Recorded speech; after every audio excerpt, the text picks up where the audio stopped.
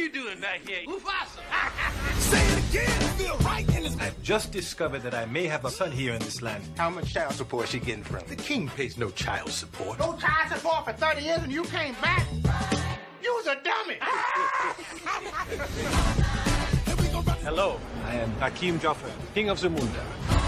You are the heir to the throne. Yes, my son. He's supposed to be like the prince of Wakanda. Wakanda is a fictional place. Not to everybody. Zamunda is a very real nation. I don't need no handout. Wait a minute. All right, I'm gonna pack. Okay, baby. Presenting King Akim's son from America. And my mom's. And his mom's. Children, this is your brother. Hey, Quine. I'm sorry I slept with your man. This happened before we even met. It's not like you're the first man I've ever been. Aloha! This is Trinidad, the Island Man, your Island Man, coming to you live once again from beautiful Hawaii here on the island of Oahu, bringing you, yes you, the best movie reviews on the entire island of Oahu. And yes, this is Trinidad, the Island Man. Yes, this is Trinidad, the Island Man, your Island Man, coming to you live once again from beautiful Hawaii here on the island of Oahu. Last night, since I am a Amazon Prime member, I went ahead and I watched the new movie, the sequel, the Eddie Murphy Arsenio Hall movie, Coming to America, Part 2. And, well, remember our rating scale? Shock a thumbs up, it's good to see, I recommend it. Shock a thumbs down, it's junk, I don't recommend it. And, well, basically, what can I say about Coming to America Part 2 is, after all this wait, years and years, what is it, 2 decades? It is a shock a thumbs down. Now, that's not to say that it did not have some, some laughs in it. It did have some humor. It did have, a lot of good gags, a lot of little sketches in it. But I'm surprised at just how much of it was a little bit of a rehash to the very first one. After 20 some odd years, you'd think that, the creative juices of both, Arsenio Hall and Eddie Murphy could have come up with something a little bit more original than just, the first movie once again. But even that's not so much on it. Basically, Eddie Murphy is the king of Zumunda now. Arsenio Hall is still his main number one servant. He is married to the woman that he married back from the first movie in Queens. He has 3 beautiful daughters, but as his father dies, passing the kingdom to him officially and making him king, he says that he must have a male heir. And he finds out that he had actually had a son when he was in Queens, before he had met his love over at McDonald's or McDougal's or whatever, McDonald's or Donald's or I don't know how you call it, but before he had before he met her and married her, he had a one-night stand with this girl. This is like an added on clip. They do a little bit of youth-thinning, de-aging to Arsenio Hall and Eddie Murphy for that part. But essentially, he is kind of date raped, and he has a son by this woman, which he did not know about until his king says he has found him after so many years. Gosh, I don't know what to tell you about this movie. Whereas the first one was charming and full of heart, this one seemed to have a lot more, raunchy gags to it. And maybe that's just a sign of my age, more so than anything. because, you know, he does bring back the barbershop crew. He does, you know, Eddie Murphy does play the old Jewish white guy again.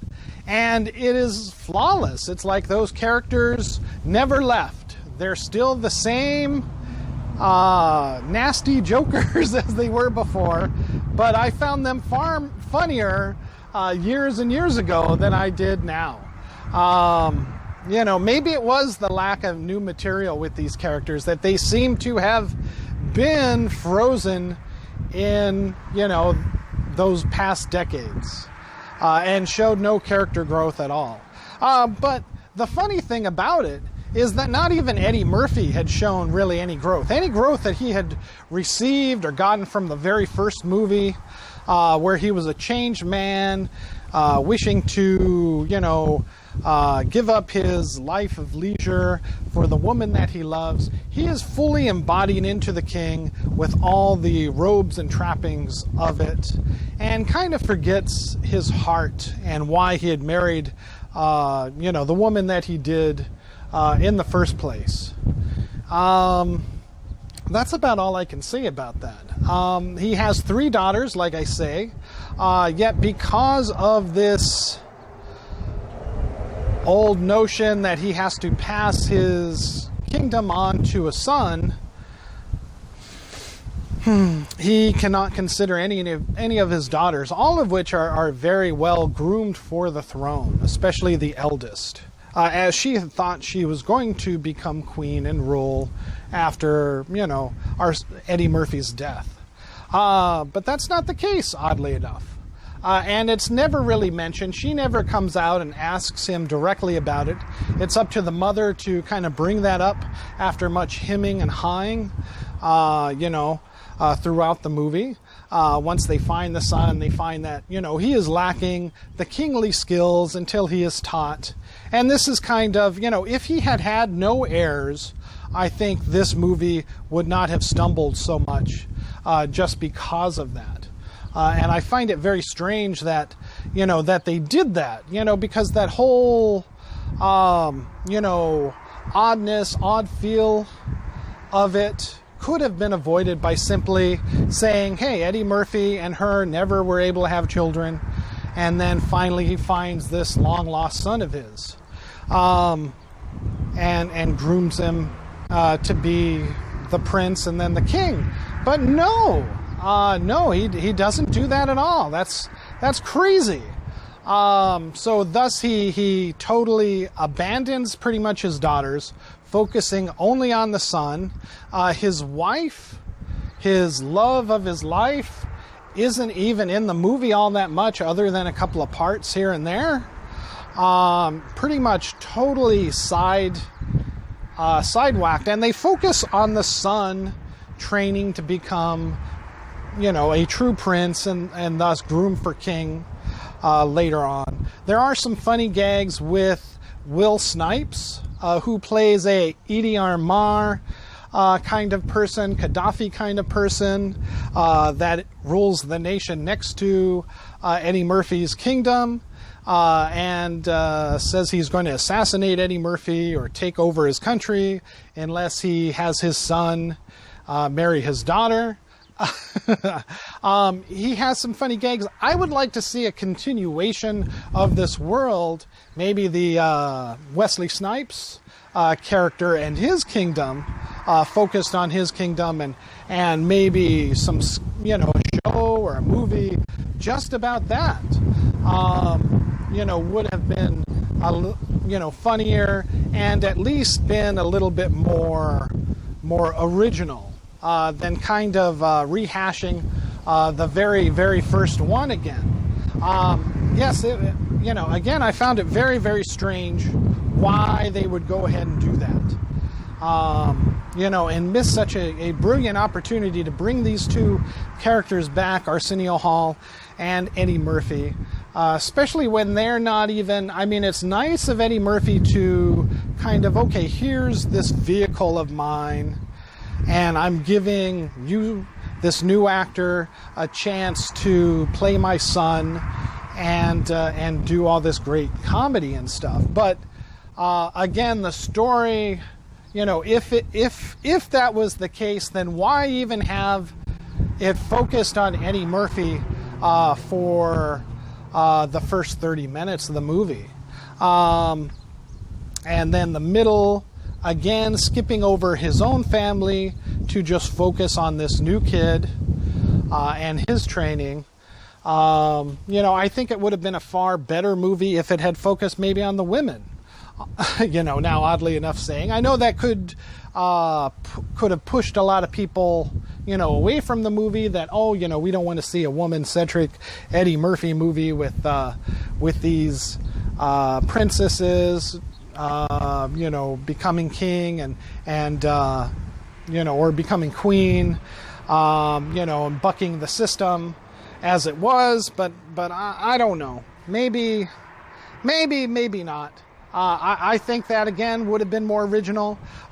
Each of the princesses seem sounder, firmer character, that maybe they could have gone to America to experience, if not, it didn't have to be to find love, but maybe, gain further experience. Maybe Eddie Murphy could have sent his daughters there to, see a different side of life, and that would have been a little better, a little bit more, funny as far as, the cultural gags, instead of an American, his son, coming to,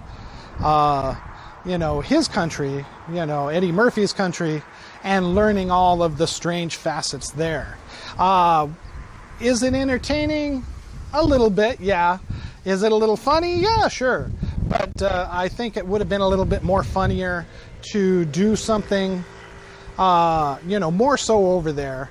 Again, it just kind of drags through the half of the movie.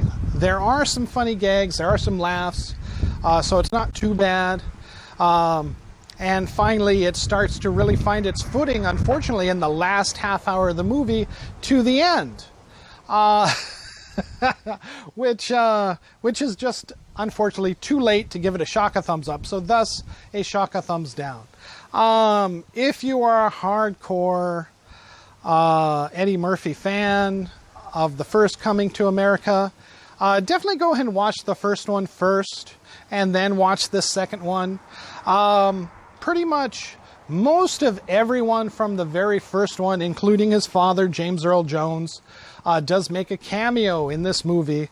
So they do return for bit parts. His wife is the same woman. Arsenio Hall, Eddie Murphy is there. I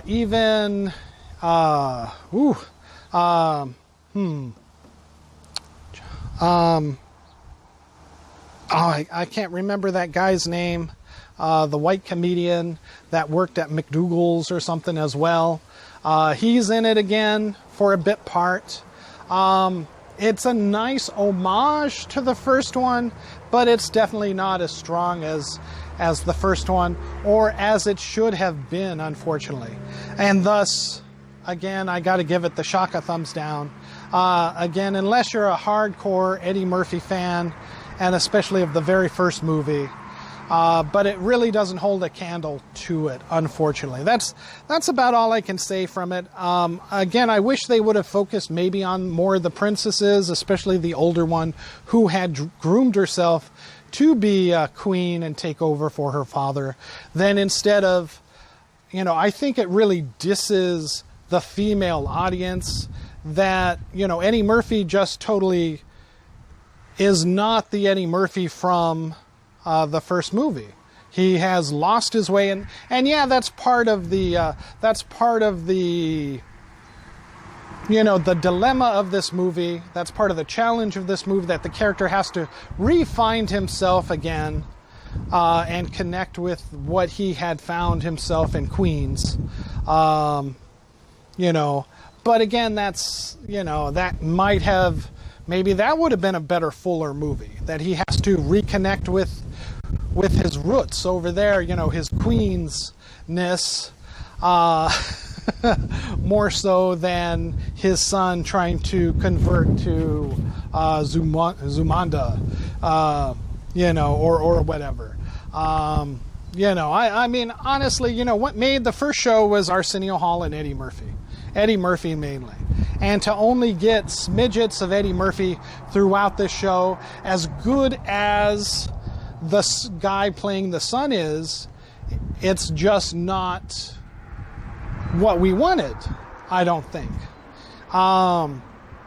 So, you know, again, if this was playing at a movie theater, I probably would not recommend you to go see it. If you already have Amazon Prime and you've got nothing better to do, and again, you're a big fan of Eddie Murphy and the very first one, Coming to America, go see it. But overall, again, it is a shock of thumbs down. It just falls a little weak. It's a little, it's just weak. That's all. That's all I can say about it. You know, for something that waited 20 some odd years, it's not the first sequel to have come back after a long, lengthy break or hiatus to stumble and fail to live up to the first. But, you know, it just doesn't even come close. All right. Thank you so much. This is Trinidad, the Island Man, your Island Man, giving Coming to America Part 2 a shock of thumbs down, unfortunately. It's on Amazon Prime, so if you have it already, which most people do just for the shipping, you're not losing anything by watching it, except maybe an hour and a half of your time. All right. Thank you so much, and aloha.